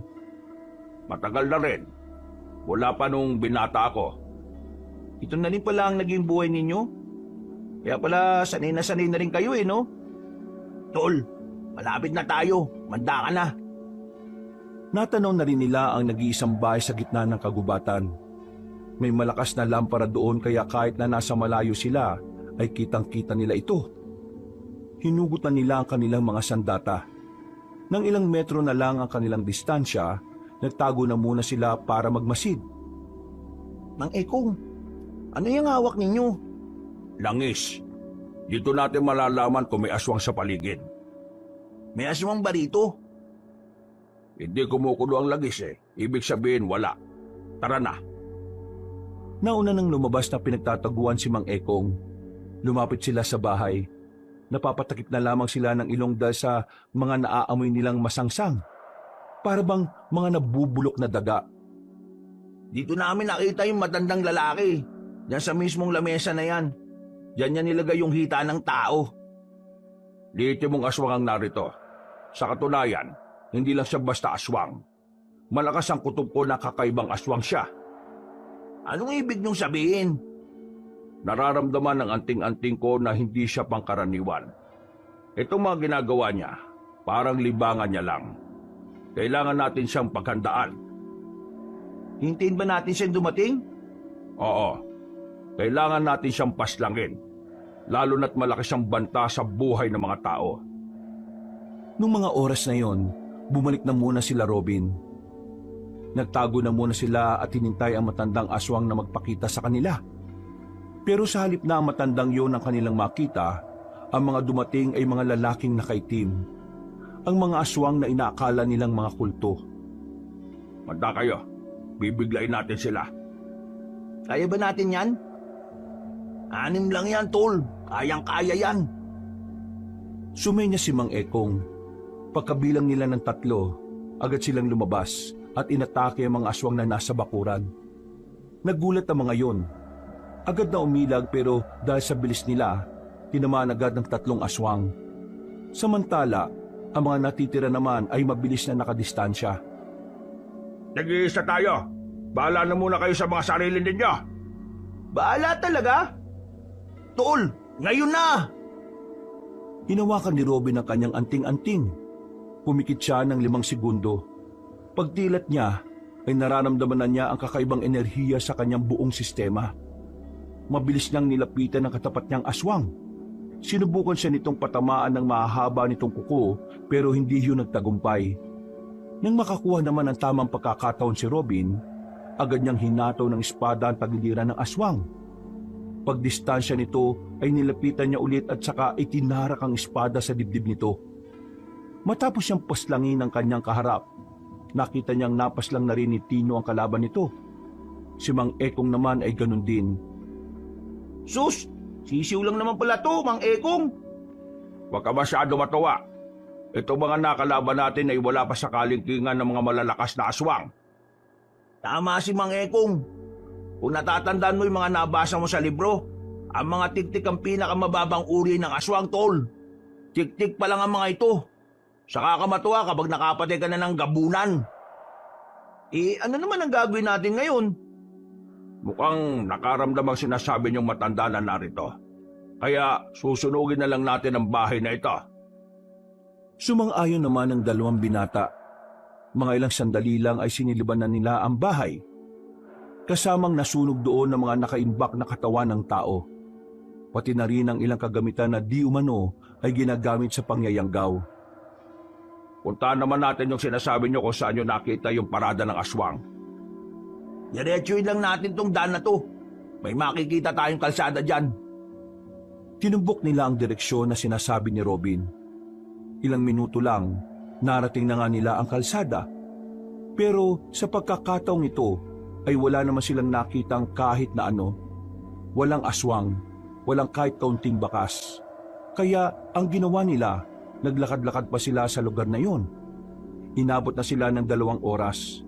Wala pa rin silang napala. Umuwi na muna sila sa gilid. Nanigarilyo na muna si Mang Ekong habang ang 2 binata naman ay inilabas muna ang baon nilang suman. Nakakagutom din pala tong ganitong trabaho no? Mas magandang nagugutom ka pa. Kesa naman hindi mo na maranasan magutom kasi patay ka na.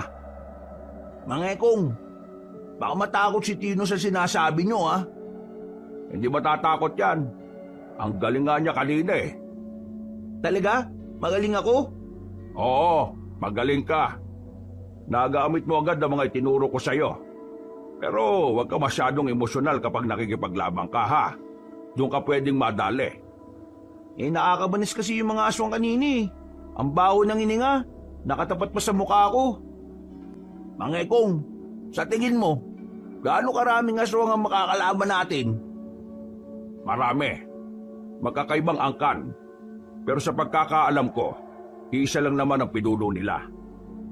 Hindi naman sa naduduwag ako pero kakayanin ba natin sila? Hanggat nasa atin ang anting-anting, walang problema. Paano naman ako? Wala naman akong anting-anting. Kakayanin mo yan. Kailangan mo lang masanay. Pero dapat handa ka rin kapag namatay ka na. Ito talaga si Mang Ekong, lagi akong tinatakot. Napangisi na lang ang matandang lalaki kay Tino. Mga nasa 10 minuto rin ang kanilang pagpapahinga. Maya-maya lang ay nagpatuloy na rin sila. Pero hindi na nila nahanap pa ang mga aswang. Pati na rin ang matandang kanilang hinahanap ay wala na rin. Napagdesisyonan na lamang muna nilang umuwi. Nang sa ganon ay nagkaroon sila ng maayos na pagpapahinga. Pumasok na kayong dalawa sa loob at matulog na kayo. Hindi dapat kayo nagpupuyat. Ikaw, Mang Ekong, hindi ka ba matutulog? Matutulog na rin ako maya-maya. Magpapahangin lang muna ako. Mukhang malalim ang iniisip nyo Hindi naman. Inuubos ko lang tong sigarilyo. Sige na, pumasok na kayo sa loob. Tumango na lamang si Robin at Tino. Magkatabi sila sa papag. Paghiga nila ay saka lamang nawala ang kanilang antok.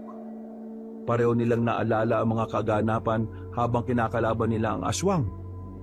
Hindi pa rin makapaniwala si Robin na kinaya niyang makapaslang ng ganong kabangis na nilalang.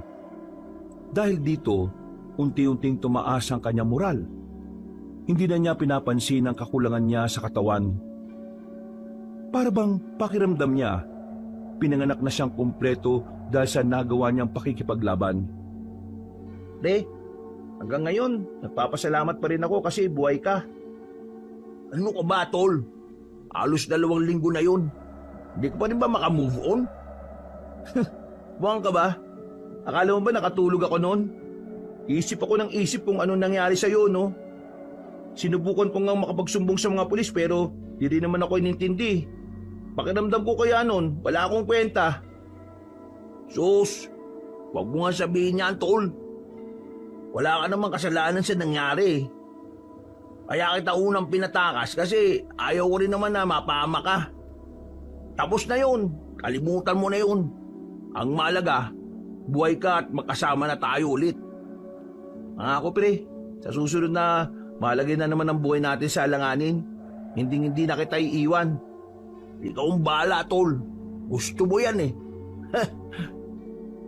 Lumipas ang 1 oras, muli na silang dinalaw ng antok. Mahimbing ang kanilang tulog, pero maaga silang ginising ni Mang Ekong. Ayon sa matandang lalaki, kailangan nilang pumunta sa kanilang baryo. May hinala kasi ito na doon na nagmamasid at umaaligid ang ibang aswang. Dahil sa ideyang ito, nagmamadali silang makaalis. Pagdating nila sa baryo ng Malolos, wala naman silang napapansin na kakaiba. Nilibot nila ang buong baryo at nasiguro nilang wala namang aswang na nakapaligid. Palagay ni Robin, masyado pang maaga kaya hindi pa nagpupunta roon ng mga aswang. Pero hindi sila naging kampante. Mga Ekong, doon na muna tayo sa bahay namin para patimplahan man lang kita ng masarap na tableya ng lola ko. Hindi ba nakakaya sa lola mo? Baka mamaya masungit ang lola mo Hindi naman yun masungit. Sa katunayan, pala kaibigan ng lola ko. O sige, mas maganda nga yan. Para habang nagpapalipas tayo ng oras nakakapagpahinga din tayo sa inyo. Sasabihin na rin ba natin ang tungkol sa pagiging manunugis natin? Wag na muna, tol. Pag-aalala lang si lola. Pagdating nila sa bahay, saktong naabutan nila ang matandang babae na nagluluto. Napatingin ito sa kanila. Ngumiti ito kay Robin at agad na lumapit. Oh, buti naman at natapos na rin ang pamumundok ninyo. Nagsikain na ba kayo? Nagluluto ko ng nilagang baboy. Hindi pa ako kumakain la. Saktong-sakto. Ang bango ng niluluto nyo, Aling Pasita. Nararamdaman ko kasi na darating kayo kaya nakapagluto ako. Teka, sino pala itong kasama ninyo? Siya nga pala la. Ito nga pala si Mang Ekong. Siya yung kasama naming mamundok. Magandang araw sa iyo. Pagtingin nila Robin sa matandang lalaki, nakita nilang nakatulala na lamang ito sa mukha ni Aling Pasita. Hindi nila alam kung bakit, kaya ang ginawa ni Tino ay tinapik ito sa balikat. Uy, Mang Ekong, Kinakausap ka ni Aling Pasita. Ha? Oo, maganda ka sa araw. Ibig ko sabihin magandang araw din sa'yo. Halika na kayo. Pasok na. Luto na rin naman itong nilaga. Pangekong, ayos lang po ba kayo? Oo naman. Ayos lang naman ako. Mang Ekong, maming ka nga. Nabigani ka ba kay Aling Pasita? Ha? Uy, para kang si Ratol. Kitang-kita naman, pre. Itong si Mang Ekong, betang lola mo. Naku, love triangle ang dating nito. Anong pinagsasabi mo dyan, tol? Hindi mo ba talaga nahalata? May gusto si Mr. Smith sa lola mo.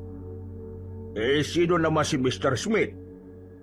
Siya yung boss namin sa Panagirya. Isang kano. Naku, matinding katunggali mo, Mang Ekong. Wapo yun, tapos mabait. Tol, para kang timang. Tigil mo nga yan, baka marinig ka pa ni Lola dyan. Ano ba ang pinagbubulong-bulungan nyo dyan, hay? Pumasok na kayo dito at inihanda ko na yung hapagkainan. Agad na rin silang pumasok sa loob. Bago sila magsimula, isang bisita ang dumating. Pagtingin nila sa pinto, naroon si Mr. Smith at may dala pa ito mga prutas. Nakaayos ang buhok, nakasuot ng pamorma. Uy, Mr. Smith, you're here. Good timing. Come, eat with us. Eat. Oh, thank you. By the way, this is for you, Pasita. This is good for your health. Ay, ito pala yung Smith. Hindi naman gwapo eh. What did you say? Mr. Smith, this is Mang Ekong, our friend. Ekong. Oh, sounds like Korekong. Uy, nagsisimula na. Smith, tulog naman singit. What did you say? Don't you know how to speak English? I speak English but I'm Filipino. I speak Tagalog. You speak Tagalog because you're in the Pilipinas. You're not in your country. Thank you for reminding where I am. But for your information, English is a universal language. I can speak English every time I want. Every time I want, edi ikaw na. Mang Ekong, bakit ka ba nakikipagsagutan? Kakakita nyo pa lang eh. Ano ba nangyayari dito? Nasa harapan tayo ng hapagkainan. Smith, ignore him and focus to the food. Ikaw naman, bakit ka ganyan? Huwag ganyan. Napapailing naman si Mang Ekong. Sa puntong ito, naging malinaw na para kay Robin na talagang ang natitipuhan na matandang lalaki ang kanyang lola. Napapakamot na lamang siya sa kanyang ulo. Batid niya na magiging magulo ang buhay niya kapag nagsama si Mr. Smith at si Mang Ekong. Napabuntong hininga na lamang si Robin, pero buti na lamang ay natahimik na rin ang dalawa. Natapos na mapayapa ang tanghalian nila. Maya-maya pa, nagpaalam na rin si Mr. Smith. Tumingin pa ito ng masama kay Mang Ekong. Ang lola naman ni Robin ay umalis na rin muna para puntahan ng kaibigan nito. Mami ka nga sa akin, Mang Ekong. Gusto mo ba lola ko? Ano? Gusto ko lola mo? Ito talaga si Mang Ekong, oh. Di ka magaling magsinungaling eh. Kaya huwag ka nang magkaila no? Wala namang masama kung aamin ka sa nararamdaman mo. Wala eh. Pagkakita ko sa lola mo, ang ganda kahit matanda na. Nabighani nga ako kagad eh. Lagot ka sa asawa mo. Mumultuin ka noon. Hindi naman siguro masama magmahal ulit. Magmahal ulit? Mahal mo kagad lola ko? Malay natin. Mortal mong kanibal dyan si Mr. Smith. Naku, ano kayang magandang pamagat nito? Ang dalawang bubuyog ng isang bulaklak. Ayos! Hindi na lamang pinagbigyan tuon ni Robin ang love triangle na matatanda. Dahil nang sumapit na ang kinahapunan, dito na muling naging seryoso ang lahat. Bago sumapit ang kinagabihan, muli nilang nilibot ang buong baryo. Nagmasid-masid sila sa mga taong naroroon. Lahat ng mga mukhang hindi pamilyar sa dalawang binata ay binabantayan nila. Sa kasagsagan ng kanilang paglilibot, bigla nilang nakasalubong ang grupo ni Dorobo. Nawala ang ngiti ng mga iyon nang makita si Robin. Nanlalaki ang kanilang mga mata. Hindi makapaniwalang nasa harapan ng taong inisip nilang patay na. O ano? Gulat kayo, no? Teka, patay ka na, di ba? Oo, patay na ako. At itong nasa harapan mo ngayon ay isa na lamang multo. Tinatarantado mo ba ako? Ito bang loko-loko ito ang nambubuli sa inyo? Oo, siya nga ho, Mang Ekong. Lumapit si Mang Ekong kay Dorobo. Nagulat na lamang si Robin at Tino nang biglang sampalin ni Mang Ekong ang lalaki. Sa lakas ng pagkakasampal, ay napatras si Dorobo at nasalo ng mga kasama nito. Rico, siraulo ka ba, tanda ka? Sinintok ni Dorobo si Mang Ekong, pero nagawa lang itong ilaga na matandang manunugis. Sinuntok uli nito si Dorobo sa panga na dahilan ng pagkahilo nito. Hindi mo na mabubuli itong dalawang to. Yan ang tandaan mo. Tatandaan ko ang araw na to. May araw ka rin sa akin, tanda. Pati ikaw, Robin. Tutuluyan kitang burahin sa mundong ito. Kung nabuhay ka sa ginawa namin, sa puntong ito hindi na. Sisiguraduhin ko yan. Hindi na ako natatakot sa mga sinasabi mo. Kaya kung ayaw mo mabugbog ka ng matandang nasa harapan mo, umalis na lang kayo. Masama ang tingin sa kanya ni Dorobo. Pero umalis na lang din ang mga yon kaysa masaktan pa si Mang Ekong. Sa ginawang yun ng matandang lalaki ay bumilibang dalawang binata. Ngayon lang sila nakakita na matanda na ganun kalakas ang suntok. Matagal-tagal na rin akong hindi nakasuntok, ha. Masaya pala. Natatawa na lamang ito. Maya-maya pa pinagpatuloy na rin nila ang kanilang paglilibot. Nang mapadaan sila sa isang abandonadong simbahan sa bandang dulo ng Baryo Malolos, hindi kumukulo ang langis na dala. Pero nagiging aktibo ang daladala nilang mga anting-anting. Isang matibay na senyales na sa lugar na yon may negatibong enerhiya. Sandali lang. Bakit ho? May kakaibang presensya rito sa lumang simbahan na ito na hindi kayang maramdaman ng langis. Kumanda kayo. Malakas to. Anong klaseng aswang ba yan? Kabunan. Lakas loob silang pumasok sa simbahan. Bumungad sa kanila ang loob na tila nilalamon na ng mga halamang gumagapang. Ang mga pader, kitang-kita ang kalumaan. Sa bandang harapan naman ng altar, naroon ang isang matandang lalaki. Nakaupo ito. Nang maramdaman sila, ay agad na itong lumingon sa kanila. Tinutukan pa ni Tino ng ilaw ang matandang lalaki. Dito nila nalaman na matandang yun pala ang matandang nakita nila sa mabahong bahay. Nagsimula ng kilabutan si Robin sa hindi niya malamang dahilan. Kahit na gumagana ang anting-anting, namamayani pa rin sa kanya ang kakaibang takot. Magandang gabi sa inyo.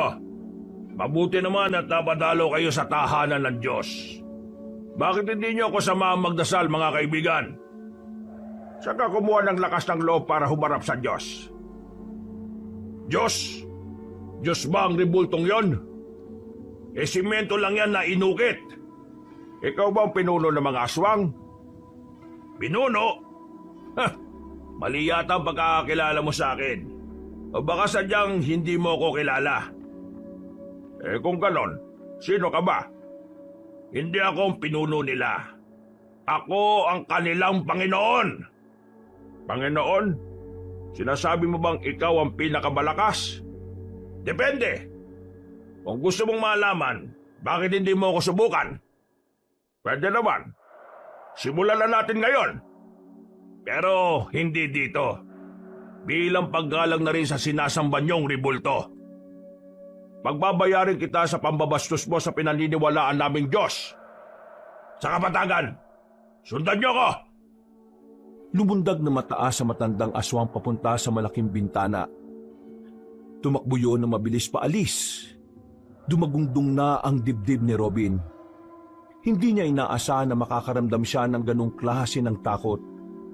Buong akala niya, hindi na siya paghaharian ng pangamba. Pero nagkamali siya. Ito na ang laban na hinihintay natin, Robin, Tino. Alam ko natatakot kayo. Pero kailangan nyo maging matatag. Lalong-lalo ka na, Robin. Kapag hindi nawala sa puso mo ang takot, mas lalong hindi gagana ang anting-anting. Tumango na lamang si Robin. Huminga siya na maluwag at saka lumabas na rin siya sa simbahan na iyon. Nagmamadali silang nagtungo sa kapatagan na hindi naman kalayuan sa kanilang baryo. Naghintay doon ang matandang gabunan. Bago tayo maglaban, gusto ko munang sabihin ang pangalan ko. Para kapag namatay kayo, alam nyo kung sino ang pumaslang sa inyo. Ako nga pala si Garing. Wala kaming pakialam. Mukhang malakas ang loob mo, bata. Alam mo ba kung bakit hindi ko na kayo hinabol nung gabing yon? Kasi, inisip ko na wala namang kayong kwenta. Lalong-lalo ka na. Pero ngayong nandito ka, wala ka ng kabilang braso. May lakas ka palang loob na talaga sumama sa ganitong uri ng laban? Kabila lang naman ang wala sa akin. Meron pa akong isa. At hindi naman ito nakakaadlang para pigilan ang masasama mong balak. Sige, tingnan natin kung ano magagawa ng antingerong bagito na may kulang pa sa katawan. Padaldal ka rin, ano? Simulan na natin to! Teka. Kailangan pa ba ako dito? Agad na pinagganan ni Robin at Mang Ekong ang kanilang anting-anting. Umilaw ang mga yon at saka nagkaroon sila ng kakaibang bilis. Sabay nilang inatake ang matandang si Garing, pero nagawa nitong ilaga ng unang atake nila. Tinatawanan lang sila nito. Tila nilalaro lang ang laban na yon. Iyan na ba ang kapangyarihan ng anting-anting nyo? Palahimik ka! Nagsisimula pala tayo! Muling inato ni Mang Ekong ng espada ang kanilang kalaban, pero nakaiwas pa rin yon. Hindi naman nagpahuli si Robin. Tumalon ito na mataas. Nakakuha ito ng tamang pagkakataon. Tinamaan niya ng espada ang tagiliran ni Mang Garing. Pero wala yung talab. Hindi man lang yun nasaktan. Ako naman! Kinabigla ni Mang Ekong ang pagsulpot na matandang aswang sa gilid niya. Nahawakan ng kanyang kamay. Naagaw ang espada at sinuntok siya ng malakas sa sikmura. Tumilapon si Mang Ekong. Aatake ulit sana si Robin pero naunahan siya ni Mang Garing. Hinablot siya. Binalibag sa may puno at saka itinapon ang espada sa kung saan. Kinabahan naman si Tino nang tumingin sa kanya ang gabunan. Ikaw na ang susunod na mababalian ng buto! Akala mo natatakot ako sa'yo? Manda ka sa akin! Tumakbo palapit kay Mang Garing si Tino. Paghagupit nito ng hawak na itak, nahawakan siya ng gabunan sa liig. Pwersado siyang binalibag nito sa lapag, dahilan para hindi agad makatayo ang binata. Hindi pa ako nagsiseryoso pero lahat kayo nakahiga na. Paano nyo ako mabibigyan ng magandang laban kung ganyan kayo? Huwag kang magpakampante. Wala pa tayo sa kalahati ng laban. Muling ginamit ni Mang Ekong ang anting-anting. Sa kanyang kakaibang bilis at lakas, nagawa niyang makalapit at makapagpadapo ng malakas na suntok. Tinamaan niya sa panga si Mang Garing. Sa lakas ng suntok ay bumalandra ito. Sa pagkakataong yon, naramdaman ng gabunan ng lakas ni Mang Ekong. Pagtayo nito, inayos-ayos pa nito ang panga. Ha? Hindi na masama, ha? Malakas ka rin naman pala eh. Ang dami mong satsat! Gamit ang kaliwang kamao, sinuntok din ni Robin ang matandang gabunan. Tinamaan niya naman yon sa tagiliran. Dahilan para sumuka ng dugo ang kanilang kalaban. Hindi pa nakontento si Mang Ekong at Robin. Sabay nilang inatake ang aswang habang hindi pa ito nakaka-recover. Tadyak, sipa at siko ang binigay nila sa gabunan. Bugbog ang inabot ni Mang Garing. Napalood na nga ang isang tuhod nito. Magaling! Magaling! Mahusay kayong dalawa. Ngayon ko na lang ulit naranasang mabugbog sa haba ng pananatili ko rito sa mundo. Ngayon, nakakasiguro na ako mabibigyan niyo nga ako ng magandang laban. Umitim ang lahat ng katawan ni Mang Garing. Humaba naman ang buhok nito at naging kulay puti. Naging maskulado ang katawan. Kumuba ang likuran pero bahagyang tumangkad. Robin, maganda ka. Yan ang tunay niyang anyo. Andang-anda na po ako. Muling umilaw ang kanilang anting-anting. Ramdam na ni Robin ang enerhiyang dumadaloy sa kanyang mga ugat. Maya-maya pa, nagpatuloy na nga ang laban. Umatake ang gabunan. Sa sandaling ito, naramdaman nila na mas lumalakas ito kumpara kanina. Tila nawala ng saysay ang bugbog na ginawa nila dahil muli itong lumakas. Ayan na! Hindi na nabantayan pa ni Robin ang galaw ng kanilang kalaban. Naramdaman na lamang nila ang mabigat na kamao sa kanyang tagiliran. Dahilan para mamilipit siya sa sakit. Buti na lang talaga, suot niya ang anting-anting kaya nagagawa niya pang makabangon. Agad na dumistansya si Robin. Bigla na lang siyang hiningal ng dahil sa nangyayari. Habang si Mang Ekong naman, sinusubukang patamaan ang kanilang kalaban. Ang kaso nga lang, tila kalkulado na ni Mang Garing ang kanilang mga galaw. Pahihirapan ko kayo hanggang sa magmakawa na kayo para sa mga buhay ninyo! Nahuli ni Mang Garing si Mang Ekong. Pagsuntok ng gabunan sa balakang ni Mang Ekong ay narinig nila ang paglagutok ng buto. Napasigaw na lamang si Mang Ekong. Bumagsak agad ito sa lapag at ininda ang pagkabali ng kanyang balakang. Ano? Matanda ka na nga! Kaunting sagi lang nabalian ka na. Mukhang wala naman ako mapapala sa'yo Kailangan ko na yatang ito ng atensyon ko sa lalaking ito. Humarap si Mang Garing kay Robin. Naramdaman ni Robin ang nabubuhay na kaba sa kanyang dibdib. Pero pinipilit niyang alisin yon sa kanyang kalooban. Muli siyang nagsagawa ng matinding konsentrasyon. Hanggang sa mga oras na yon, kakaunting parte pa lang ng anting-anting ang nagagamit niya. Hindi niya pa rin nailalabas ang pinakakapangyarihan nito. Paglingon ni Robin sa kanan niya, nakita niyang naroon na bigla ang kalaban niya. Alerto siya sa mga sandaling ito, kaya matagumpay niyang naiwasan ang suntok ni Mang Garing. Pero hindi siya naging kampante. Pinag-aralan niya ang bawat galaw ng gabunan. Pero nahihirapan pa rin siya. Pabago-bago kasi ang estilo ni Mang Garing. Wala ka na bang ibang gagawin kundi umiwas? Mag-iingat ka, Robin! Nababasa niya ang mga galaw mo! Si Robin naman ang umatake. Magkakasunod na suntok ang kanyang ginawa pero tinatawanan lang siya ni Mang Garing. Umiilag-ilag lang din ito sa kanya. Kaya ang ginawa ni Robin, bigla na lamang siyang huminto. Nagtaka naman ng gabunan kung bakit. Nang mawala sa depensa si Mang Garing, saka siya lumapit ulit. Naging matagumpay ang pagsira niya sa konsentrasyon ng kanyang kalaban. Isang malakas na suntok ang kanyang ginawa. Pinadapo niya yun sa dibdib ni Mang Garing. Yun ang naging dahilan kung bakit napagtanto ni Robin na kaya niyang talunin ang aswang na yon. Nakita niya kasing nasaktan si Mang Garing sa ginawa niya. Anong problema? Bakit bigla ka yatang nagseryoso? Hindi ba masakit ang ginawa ko? Gusto mo bang dagdagan ko? Eto pa! Hindi nakailag si Mang Garing sa sunod niyang suntok.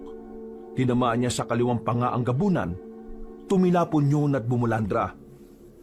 Isang kamay lang ang panunto ko pero siguradong mabubura ka sa mundo. Bumangon si Mang Garing. Inayos-ayos nito ang panga nito. Bagya itong nawawala ng balanse dahil sa ginawa ni Robin. Pero ang ipinagtataka ng binata ay kung bakit nagagawa pa rin tumawa ng matandang gabunan. Bakit? Anong nakakatuwa?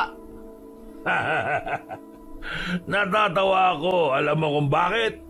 Kasi napagtanto ko na yun na pala ang pinakamalakas mong atake. Sa sinabing yun ni Robin, tila nagkaroon din siya ng pagkabahala. Napagtanto niya rin na parang hindi na niya kayang gumawa pa ng mas malakas na suntok. At dahil doon, tila nagkaroon na naman siya ng pag-aalinlangan. Sa isang iglap, nabago ang kanyang moral. Buhay pa rin ako kahit yun ang pinakamalakas mo. Alam mo ba ang ibig sabihin nun? Kahit malakas ang suntok mo, hindi ako mamamatay.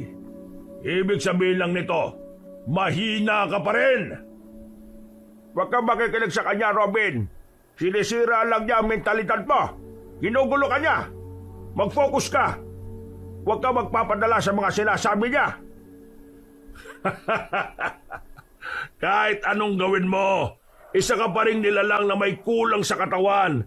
Kaya kahit na kailan, hindi mo matatalo ang mga nilalang na kompleto. Huwag ka mag-alala. Puputulin ko na rin ang kabilang braso mo para pantay na. Total, wala rin namang silbi yan. Manahimik ka! Di ako naniniwala sa mga sinasabi mo. Kayang-kaya kitang paslangin ngayon din. Nagulat na lamang si Manggaring nang mabilis na nakalapit sa harapan niya si Robin. Isang malakas na suntok na naman ang pinakawala ng binata. Sa puntong ito, napahiga na si Manggaring, namimilipit sa sakit. Si Robin naman, agad na kinuha ang espada ni Mang Ekong. Sa puntong ito, handa sana niyang tapusin ang kanyang kalaban, ang kaso nga lang, isang putok ng baril ang narinig nila. Tinamaan ng bala si Robin, at ang balang yon ay nanggaling mula kay Dorobo na nasa gilid. Sa balikat ni Robin bumaon ng balang yon, dahilan para mawalan siya ng porma. Sinabi ko naman sa'yo, di ba? Makakabawi rin ako sa'yo. Pero uunahin muna kita kasi visit na visit ako sa'yo. Itigil mo na to. Hindi mo alam ang ginagawa mo. Hayaan mo akong tapusin ng aswang na yan. Aswagin mo ang mukha mo.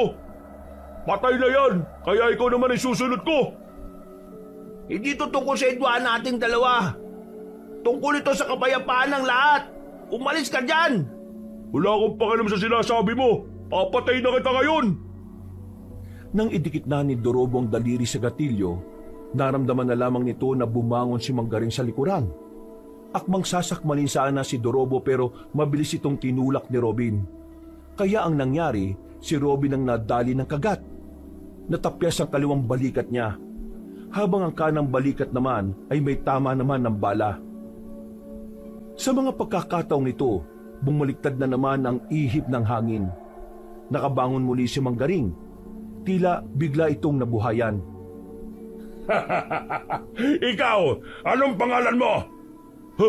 Aswang ka? Tinatanong kita. Sige, lumapit ka. Babarilin kita. Inago ni Manggaring ang baril ng walang kahirap-hirap at saka pinalo kay Dorobo na dahilan kung bakit nawalan ito ng malay. Salamat sa tatanga-tangang tao na ito.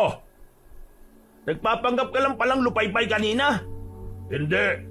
Totoong nahihirapan na ako makabangon kanina. Alam mo kung bakit ako nakabangon ulit? Kasi nakakita ako ng kasamaan. Yun ang nagpapalakas sa akin. Magsasalita pa sana si Robin nang biglang lumusob na sa kanya ang matandang si Garing. Kahit gegewang-gewang ay malakas pa rin ang suntok na pinamalas nito sa kanya. Tumilapon na naman si Robin. Sa mga oras na ito, ang binata naman ang hirap nang makatayo. Oras na yata para tapusin kita. Lalaking putol ang kanang braso. Kinuha nito ang espada sa lapag. Nang makita yun ni Mang Ekong ay nagsisigaw ito sa galit. Pero wala itong magawa. Kapag sinusubukan itong tumayo, sumasakit lalo ang balakang niya. Dahilan para muli na naman itong matumba. Robin! Umiiyak na yung matandang yun, oh! Alam niya kasing ngayon na ang huling sandali mo sa mundo. Yun ang akala mo. Anong pinagsasabi mo? Hindi mo ba nakikita? Wala ka na magawa? Sumilay ang nakakalokong ngiti ni Robin. Muli, lumiwanag ang anting-anting niya.